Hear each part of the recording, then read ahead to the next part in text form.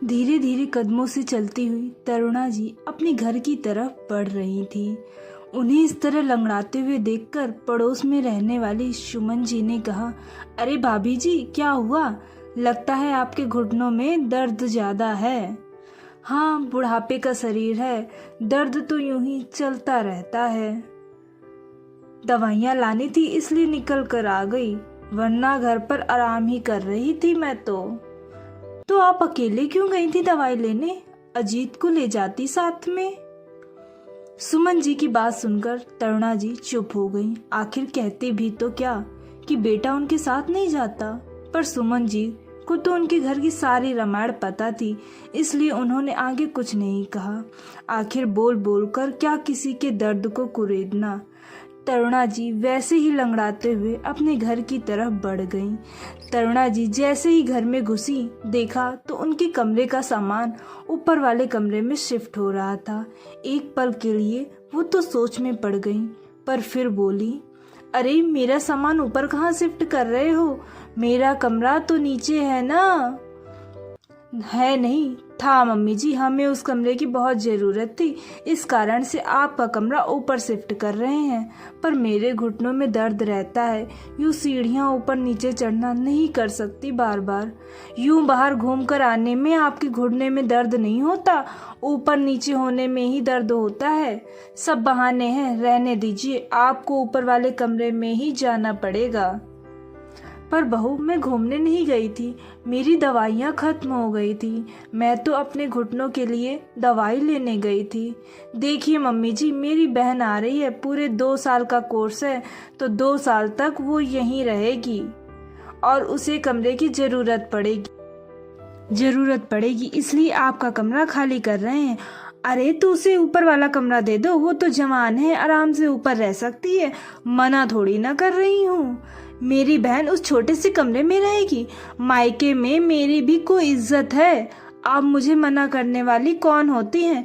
घर हमारा है, घर का खर्चा हम उठा रहे हैं, हमारा डिसीजन हम किसे कहाँ रखते हैं। ऊपर वाले कमरे से इतनी ही दिक्कत है तो आप बाहर वाले कमरे में रह जाइए, हमें कोई एतराज़ नहीं है।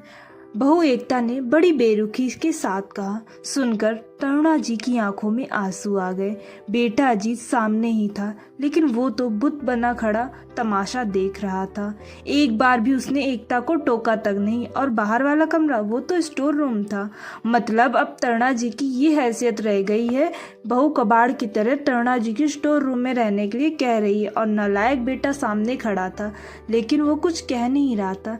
जब से तरुणा जी के पति गए हैं, तब से बेटे बहू घर के शर्वे शर्वा बन गए हैं।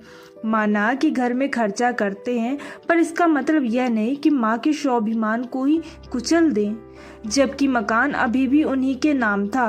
अपनी बहू की जबान से ज्यादा तरुणा जी को उनके बेटे की चुप्पी चुभ रही थी। आखिर बर्दाश्त के बाहर हो गया तो वो बोल पड़ी, बहू, जब तुमने मेरा कमरा लिया था ये कहकर कि मम्मी जी हमें बड़े कमरे की ज़रूरत है, तब मैंने कुछ नहीं कहा, यह सोचकर चुप रह गई थी कि बेटे बहू को क्या तकलीफ देना, दोनों मेरे अपने ही तो हैं। लेकिन आज तुम मुझे स्टोर रूम में रहने को कह रही हो।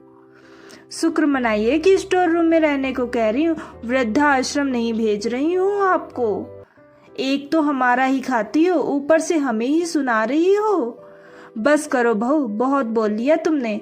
यह घर आज भी मेरा है, तुम यह मकान अपने दहेज में नहीं लाई थी। और हाँ, चुपचाप अपना कमरा भी खाली करो, मैं अपने कमरे में वापस शिफ्ट हो रही हूँ। अच्छा, घर का खर्चा हम कर रहे हैं तो आपकी 2 बातें क्यों सुने? आज के बाद करने की ज़रूरत नहीं है। अगर इस घर में रहना है तो अन्यथा घर खाली करके चले जाओ, मैं किराएदार रख लूँगी, मेरे घर का खर्च मैं खुद निकाल लूँगी। मम्मी, तुम अपने बेटे को इस घर से निकलने के लिए कह रही हो? वाह बेटा, इतनी देर से तेरी बीबी जब मेरी बेइज्जती किए जा रही थी, मुझे वृद्धा आश्रम छोड़ आने की बात कह रही थी, तब तुझे सुनाई तक नहीं दे रहा था। मुझे कुछ नहीं सुनना, अब तक यही सोचती रही कि काश एक दिन तुम लोग मुझे समझोगे। शायद मुझे अकेले रहने से डर लगता था, पर अब नहीं। अब यूं बेइज्जत होकर साथ रहने से अच्छा है स्वाभिमान के साथ अकेले ही रहूं।